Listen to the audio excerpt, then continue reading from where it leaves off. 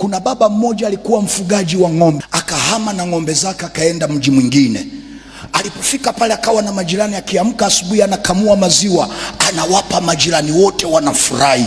Siku moja huyu baba amefungua ng'ombe, anaenda kuwachunga, akawapitisha kwenye njia ambayo haijui bado, kumbe kuna shimo, wakadumbukia ng'ombe 5. Akaenda kwa majirani wale aliyowapa maziwa, anawaomba msaada. Maidia, viumbe vinavyoitwa watu viache hivyo hivyo, vitakuchekea kwenye maziwa, ila kwenye shida utavijua hujui, utajua hujui. Anaomba msaada, anamwambia kuna nini? Ng'ombe wangu amedumbukia kwenye shimo. Wangapi? 5.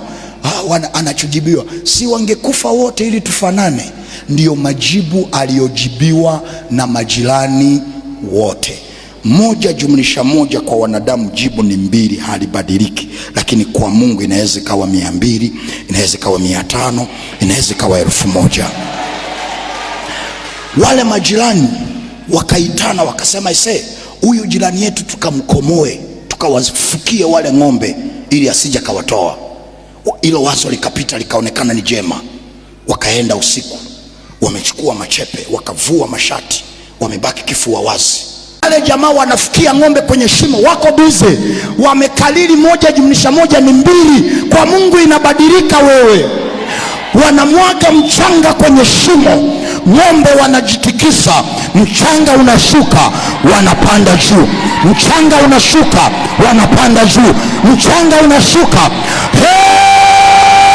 Baada ya muda wale ng'ombe wakatoka. Yasiyowezekana kwa wanadamu, kwa Mungu yanawezekana. Bwana akufanyie mlango wa kutokea leo. Nasema Bwana akufanyie mlango wa kutokea leo.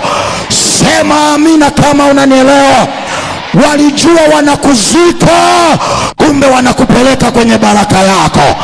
Walijua wanakukimbiza, kumbe wanakusindikiza kwenye muujiza wako. Wako wanaosema amina hapa. Gonga na watu 3, waambie Bwana hajamaliza kazi yake bado, hajamaliza kazi yake bado. Ukituona tunalia, sio kwa sababu hatuna mabaya, ila tunajua Bwana hajamaliza kazi yake. Bwana hajamaliza kazi yake. Bwana hajamaliza kazi yake. Wanaokucheka leo wakutafute Bwana akimaliza kazi yake.